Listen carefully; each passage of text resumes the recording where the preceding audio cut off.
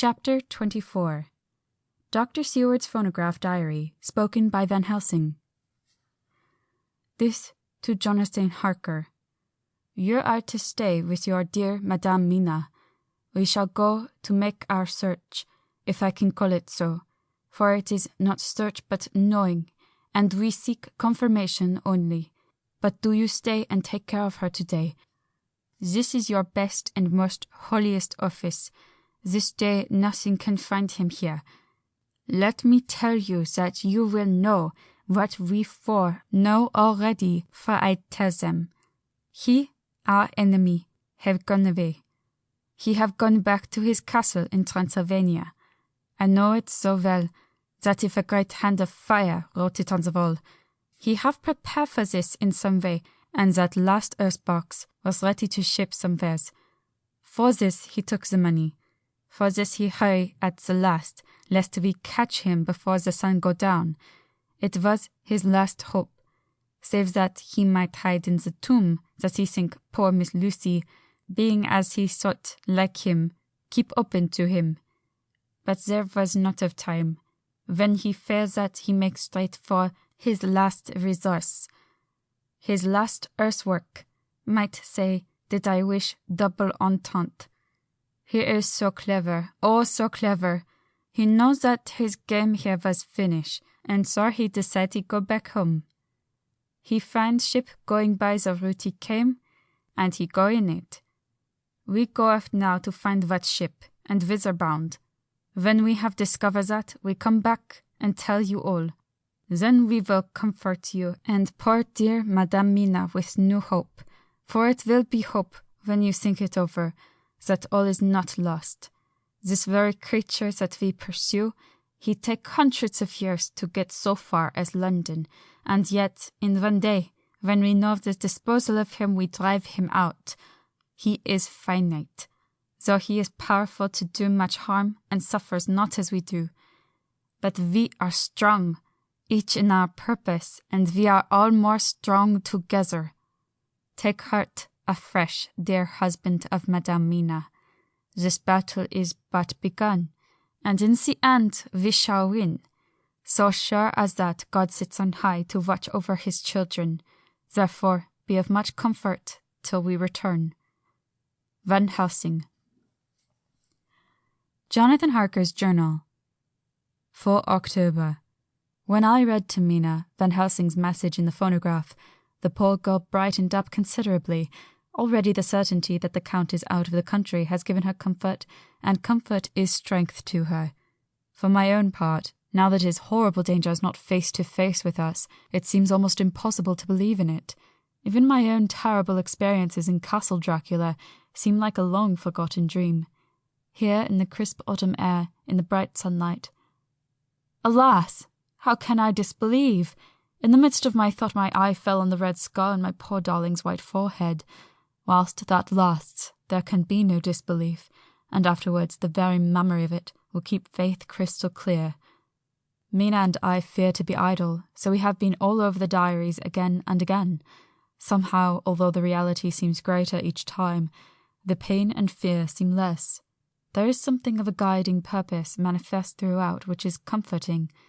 Mina says that perhaps we are the instruments of ultimate good. It may be. I shall try to think as she does. We have never spoken to each other yet of the future. It is better to wait till we see the Professor and the others after the investigations. The day is running by more quickly than I ever thought a day could run for me again. It is now 3 o'clock. Mina Harker's Journal. 5 October, 5 p.m. Our meeting for report. Present, Professor Van Helsing, Lord Godalming, Dr. Seward, Mr. Quincy Morris, Jonathan Harker, Mina Harker. Dr. Van Helsing described what steps were taken during the day to discover on what boat and whither bound Count Dracula made his escape. As I knew that he wanted to get back to Transylvania, I felt sure that he must go by the Danube mouth, or by somewhere in the Black Sea, since by that way he come. It was a dreary blank that was before us, omne ignotium pro magnifico, and so with heavy hearts we start to find what ships leave for the Black Sea last night. He was in sailing ship, since Madame Mina tell of sails being set. These not so important as to go in your list of the shipping in the Times, and so we go, by suggestion of Lord Godalming, to your Lloyd's, which are note of all ships that sail, however so small. There we find that only one Black Sea-bound ship go out with the tide. She is the Tsarina Catherine, and she sail from Doolittle's Wharf for Varna, and thence on to other parts, and up the Danube. So, said I, this is the ship whereon is the Count. So off we go to Doolittle's Wharf, and there we find a man in an office of wood so small that the man look bigger than the office. From him we inquire of the goings-on of the Tsarina Catherine. He swear much, and he red face and loud of voice, but he good fellow all the same. And when Quincy gave him something from his pocket, which crackle as he roll it up, and put it in a so small bag which he have hid deep in his clothing, he still better fellow and humble servant to us. He come with us, and ask many men who are rough and hot. These be better fellows too, when they have been no more thirsty. They say much of blood and bloom, and of others which I comprehend not, though I guess what they mean, but nevertheless they tell us things which we want to know. They make known to us among them how last afternoon at about 5 o'clock comes a man so hurry, a tall man, thin and pale, with high nose and teeth so white and eyes that seem to be burning, that he be all in black except he have a hat of straw which not suit him nor the sails for the Black Sea, and for wear. Some took him to the office and then to the ship, where he will not go aboard, but halt at shore at end of gangplank, and ask the captain come to him. The captain come, when told he will be pay well, and though he swear much at first, he agreed to come. Then the thin man go, and someone tell him where horse and cart can be hired. He go there, and soon he come again, himself driving cart on which a great box. This he himself lift down, though it take several to put it on truck for the ship. He give much talk to captain as to how and where his box is to be placed, but the captain like it not, and swear at him in many tongues, and tell him that if he like, he can come and see where it shall be. But he say, no, that he come not yet, for that he have much to do. Whereupon the captain tell him that he had better be quick, with blood, for that his ship will leave the place of blood before the turn of the tide, with blood. Then the thin man smile and say that, of course, he must go when he think fit, but he will be surprised if he go quite so soon. The captain swear again, polyglot, and the thin man make him bow and thank him, and say he will so far intrude on his kindness as to come aboard before sailing. Final, the captain, more red than ever, and in more tongues tell him that he doesn't want no Frenchmen with bloom upon them, and also with blood on his ship, with blood on her also. And so, after asking where there might be close at hand a ship where he might purchase ship forms, he departed. No one knew where he went or bloomin' were cared, as they said, for they had something else to think of, well with blood again. For it soon became apparent to all that the Tsarina Catherine would not sail as was expected. A thin mist began to creep up from the river, and it grew and grew, till soon a dense fog enveloped the ship and all around her. The captain swore polyglot, very polyglot, polyglot with bloom and blood, but he could do nothing. The water rose, and he began to fear that he would lose the tide altogether. He was in no friendly mood, when just at full tide the thin man came up the gangplank again and asked to see where his box had been stowed.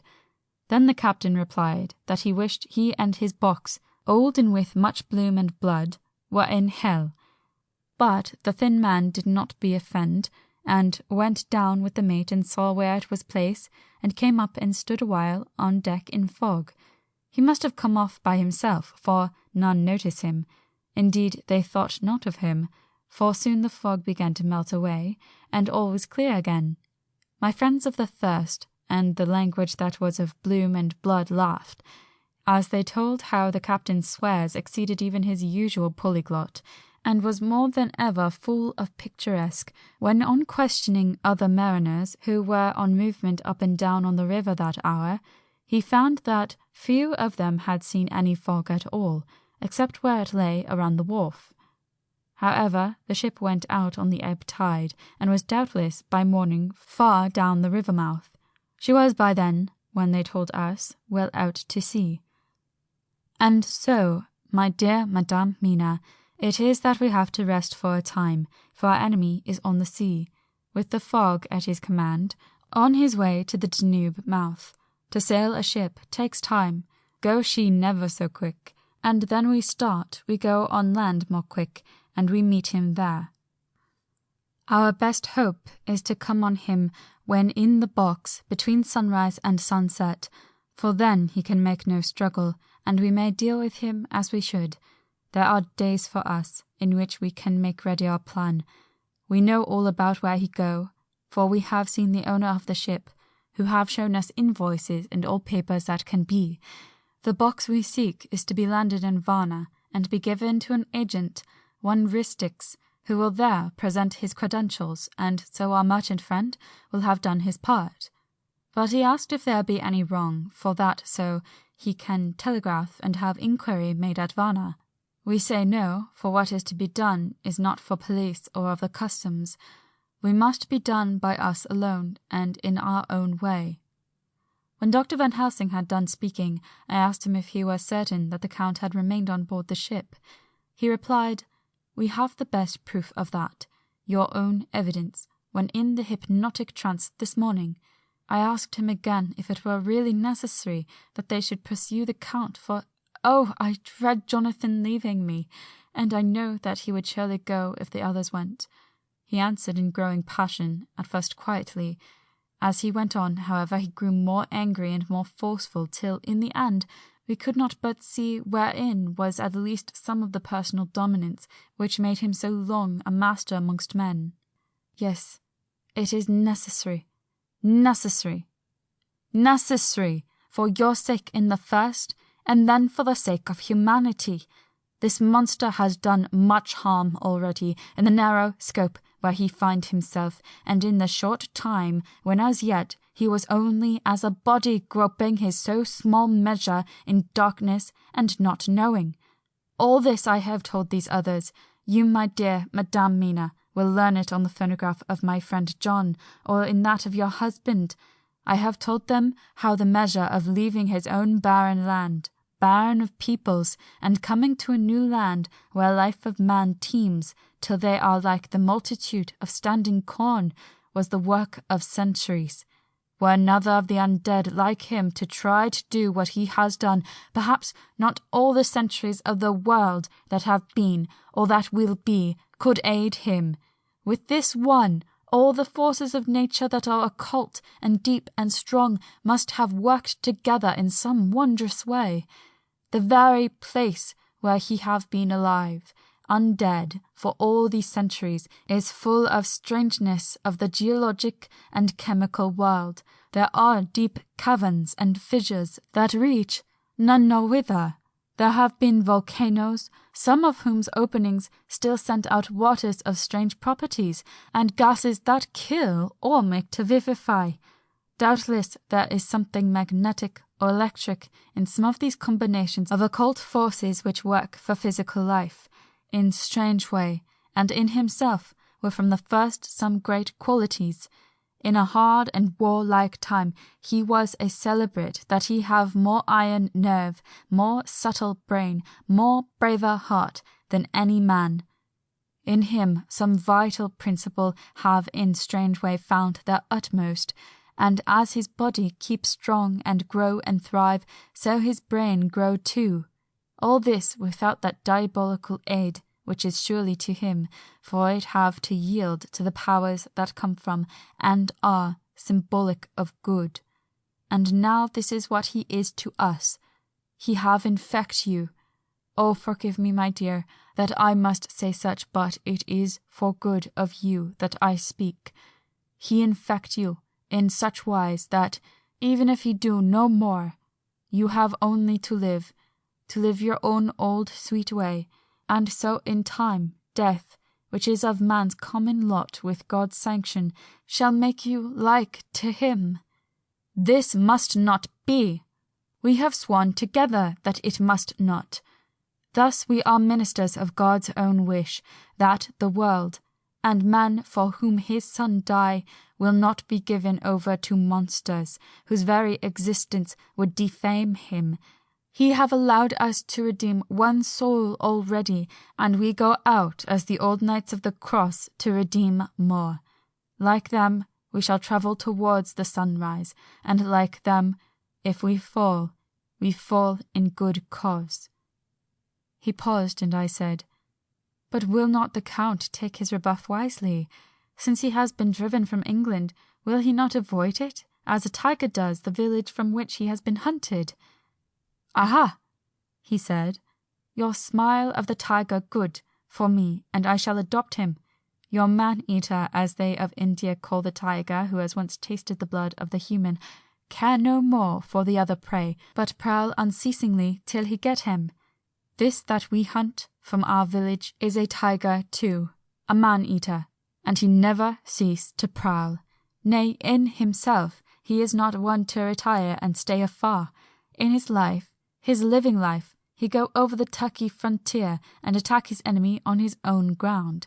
He be beaten back, but did he stay? No, he come again and again and again. Look at his persistence and endurance. With the child brain that was to him, he have long since conceived the idea of coming to a great city. What does he do? He find out the place of all the world most of promise for him. Then he deliberately set himself down to prepare for the task. He find in patience just how is his strength and what are his powers. He study new tongues.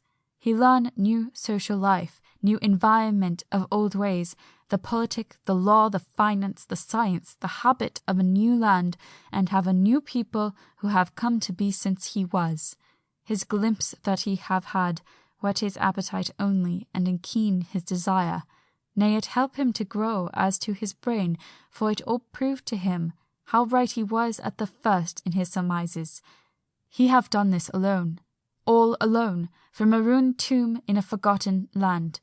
What more may he not do when the greater world of thought is open to him, that he can smile at death as we know him, who can flourish in the midst of diseases that kills off whole peoples? Oh, if such an one was to come from God, and not the devil, what a force for good might he not be in this old world of ours! But we are pledged to set the world free. Our toil must be in silence, and our efforts all in secret. For in this enlightened age, when men believe not even what they see, the doubting of wise men would be his greatest strength. It would be at once his sheath and his armor, and his weapons to destroy us, his enemies, who are willing to peril even our own souls for the safety of one we love, for the good of mankind, and for the honor and glory of God. After a general discussion, it was determined that for tonight nothing be definitely settled, that we should all sleep on the facts and try to think out the proper conclusions. Tomorrow, at breakfast, we are to meet again, and after making our conclusions known to one another, we shall decide on some definite course of action. I feel a wonderful peace and rest tonight. It is as if some haunting presence were removed from me, perhaps. My surmise was not finished, could not be, for I caught sight in the mirror the red mark upon my forehead, and I knew that I was still unclean. Dr. Seward's Diary, 5 October. We all rose early, and I think that sleep did much for each and all of us. When we met at early breakfast, there was more general cheerfulness than any of us had ever expected to experience again. It is really wonderful how much resilience there is in human nature. Let any obstructing cause, no matter what, be removed in any way, even by death, and we fly back to the first principles of hope and enjoyment. More than once we sat round the table, my eyes opened in wonder whether the whole of the past days had not been a dream. It was only when I caught sight of the red blotch on Mrs. Harker's forehead that I was brought back to reality. Even now, when I am gravely revolving the matter, it is almost impossible to realize that the cause of all our troubles is still existent. Even Mrs. Harker seems to lose sight of her trouble for whole spells. It is only now and again, when something recalls to her mind, that she thinks of her terrible scar. We are to meet here in my study in half an hour and decide on our course of action. I see only one immediate difficulty. I know it by instinct rather than reason. We shall all have to speak frankly, and yet I fear that in some mysterious way poor Mrs. Harker's tongue is tied. I know that she forms conclusions of her own, and from all that has been I can guess how brilliant and how true they must be, but she will not, or cannot, give them utterance. I have mentioned this to Van Helsing, and he and I are to talk it over when we are alone. I suppose it is some of that horrid poison which has got into her veins beginning to work. The Count had his own purposes when he gave her what Van Helsing called the vampire's baptism of blood. Well, there may be a poison that distills itself out of good things. In an age when the existence of ptomaines is a mystery, we should not wonder at anything. One thing I know, that if my instinct be true regarding poor Mrs. Harker's silences, then there is a terrible difficulty, an unknown danger in the work before us. The same power that compels her silence may compel her speech. I dare not think further, for so I should in my thoughts dishonour a noble woman. Van Helsing is coming to my study a little before the others. I shall try to open the subject with him. Later, when the professor came in, we talked over the state of things. I could see that he had something on his mind which he wanted to say, but felt some hesitancy in broaching the subject. After beating about the bush a little, he said suddenly, "Friend John, there is something that you and I must talk of alone, just at the first at any rate. Later we may have to take the others into our confidence." Then he stopped, so I waited. He went on. "Madame Mina, our poor dear Madame Mina is changing." A cold shiver ran through me to find my worst fears thus endorsed. Van Helsing continued, "With the sad experience of Miss Lucy, we must this time be warned before things go too far. Our task is now in reality more difficult than ever, and this new trouble makes every hour of the direst importance. I can see the characteristics of the vampire coming in her face. It is now but very, very slight, but it is to be seen if we have eyes to notice without to prejudge. Her teeth are some sharper, and at times her eyes more hard, but these are not all. There is to her the silence now often, as so it was with Miss Lucy. She did not speak, even when she wrote that which she wished to be known later. Now my fear is this. If it be she can, by a hypnotic trance, tell what the Count see and hear, is it not more true that he who have hypnotize her first, and who have drink of her very blood, and make her drink of his, should, if he will, compel her mind to disclose to him that which she know?" I nodded acquiescence. He went on. "Then what we must do is to prevent this. We must keep her ignorant of our intent, and so she cannot tell what she know not. This is a painful task, oh, so painful that it heartbreak me to think of. But it must be. When today we meet, I must tell her that for reason which we will not to speak, she must not more be of our counsel, but be simply guarded by us." He wiped his forehead, which had broken out in profuse perspiration at the thought of the pain which he might have to inflict upon the poor soul already so tortured. I knew that it would be some sort of comfort to him if I told him that I also had come to the same conclusion, for at any rate, it would take away the pain of doubt. I told him, and the effect was as I expected. It is now close to the time of our general gathering. Van Helsing has gone away to prepare for the meeting, and his painful part of it. I really believe his purpose is to be able to pray alone. Later. At the very outset of our meeting, a great personal relief was experienced by both Van Helsing and myself. Mrs. Harker had sent a message by her husband to say she would not join us at present, as she thought it better that we should be free to discuss our movements without a presence to embarrass us. The Professor and I looked at each other for an instant, and somehow we both seemed relieved. For my own part, I thought that if Mrs. Harker realized the danger herself, it was much pain as well as much danger averted. Under the circumstances we agreed, by a questioning look and answer, with finger on lip to preserve the silence in our suspicions, until we should have been able to confer alone again. We went at once into our plan of campaign. Van Helsing roughly put the facts before us first.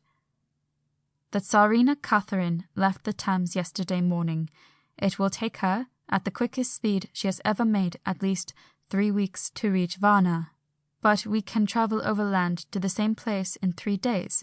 Now, if we allow for 2 days less for the ship's voyage, owing to such weather influences as we know that the Count can bring to bear, and if we allow a whole day and night for any delays which may occur to us, then we have a margin of nearly 2 weeks.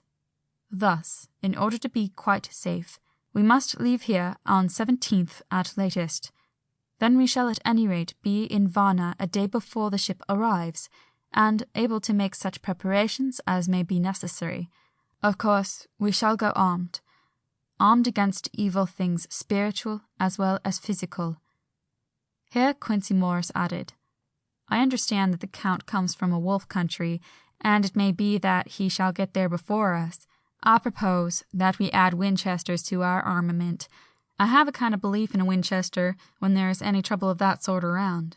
Do you remember, Art, when we had the pack after us in Tobolsk? What wouldn't we have given then for a repeater apiece?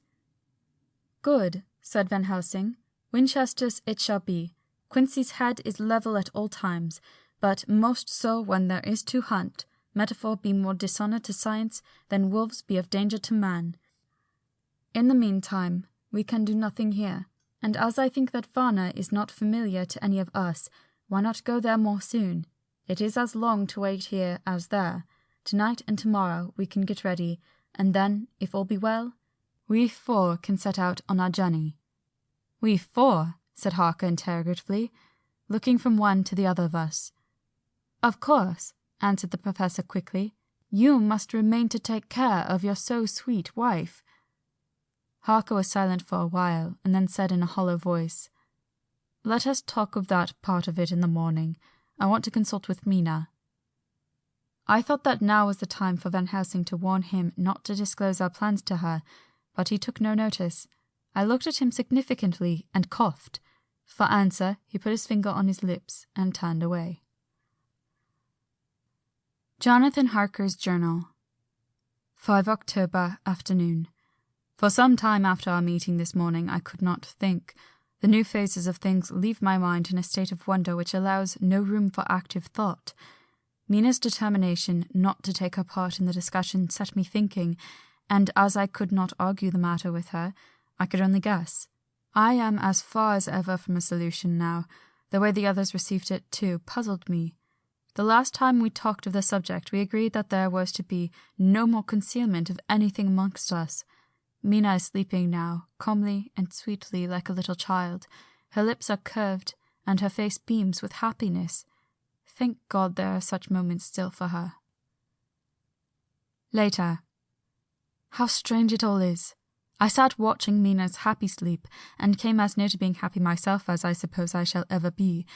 As the evening drew on, and the earth took its shadows from the sun sinking lower, the silence of the room grew more and more solemn to me. All at once Mina opened her eyes, and looking at me tenderly said, Jonathan, I want you to promise me something, on your word of honour. A promise made to me, but made holily, in God's hearing, and not to be broken, though I should go down on my knees and implore you with bitter tears. Quick, you must make it to me at once. Mina, I said, a promise like that I cannot make at once. I may have no right to make it. But, dear one, she said, with such spiritual intensity that her eyes were like pole stars, it is I who wish it, and it is not for myself. You can ask Dr. Van Helsing if I am not right. If he disagrees, you may do as you will. Nay, more, if you all agree, later, you are absolved from the promise. I promise, I said, and for a moment she looked supremely happy, though to me all happiness for her was denied by the red scar on her forehead.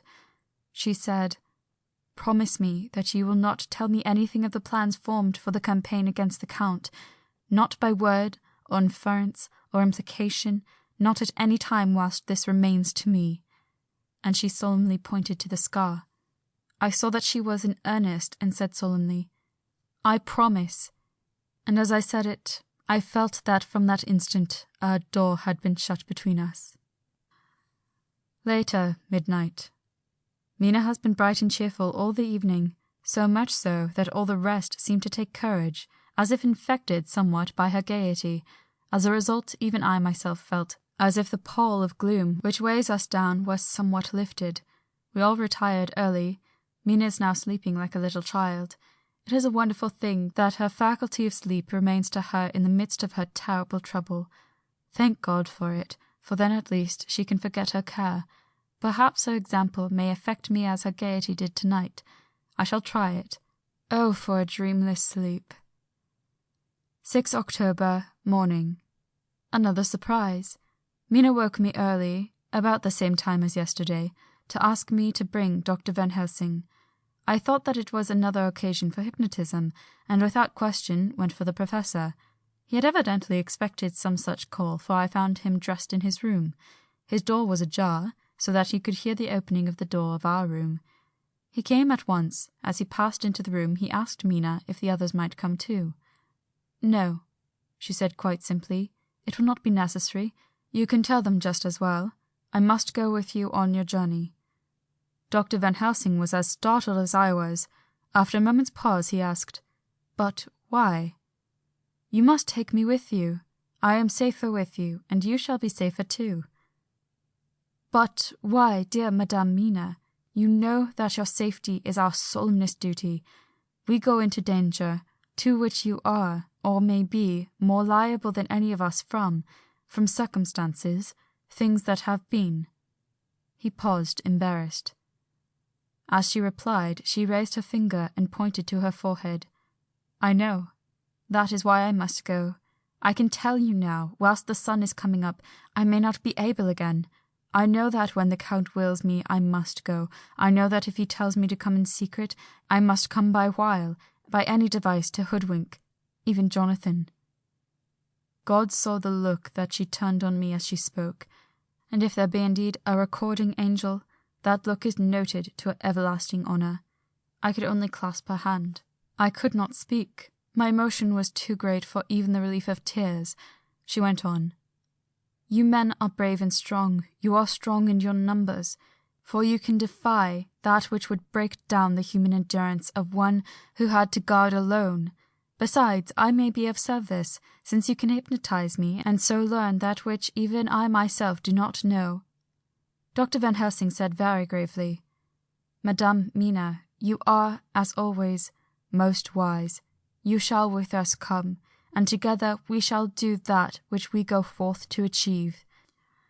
When he had spoken, Mina's long spell of silence made me look at her. She had fallen back on her pillow asleep. She did not even wake when I had pulled up the blind and let in the sunlight which flooded the room. Van Helsing motioned to me to come with him quietly. We went to his room, and within a minute Lord Godalming, Dr. Seward, and Mr. Morris were with us also. He told them what Mina had said, and went on. "In the morning we shall leave for Varna. We have now to deal with a new factor, Madame Mina. Oh, but her soul is true. It is to her agony to tell us so much as she has done, but it is most right, and we are warned in time. There must be no chance lost, and in Varna we must be ready to act the instant that the ship arrives." "What shall we do exactly?" asked Mr. Morris laconically.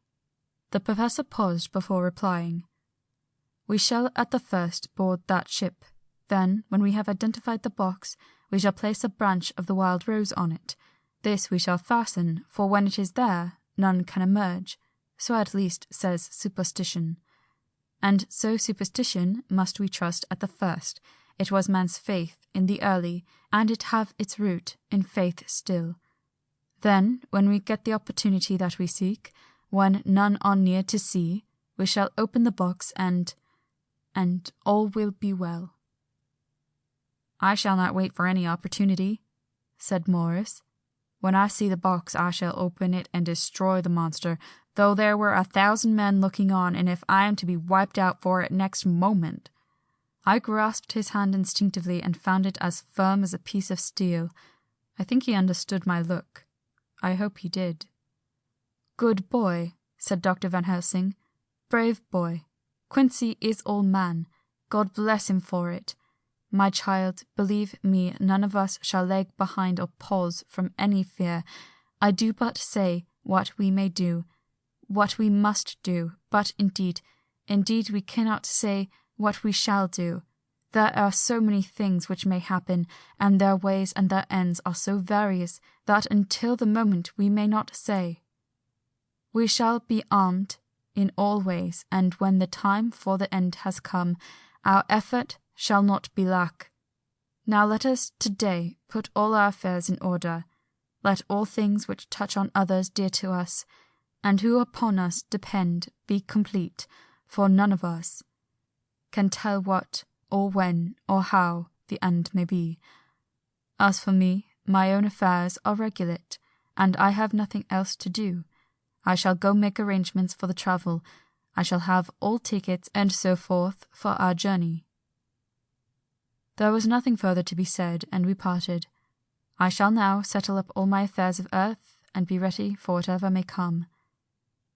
Later. It is all done. My will is made, and all complete. Mina, if she survive, is my sole heir. If it should not be so, then the others who have been so good to us shall have remainder. It is now drawing towards the sunset. Mina's uneasiness calls my attention to it. I am sure that there is something on her mind which the time of exact sunset will reveal. These occasions are becoming harrowing times for us all, for each sunrise and sunset opens up some new danger, some new path, which, however, may in God's will be means to a good end. I write all these things in the diary, since my darling must not hear them now. But if it may be that she can see them again, they shall be ready. She is calling to me.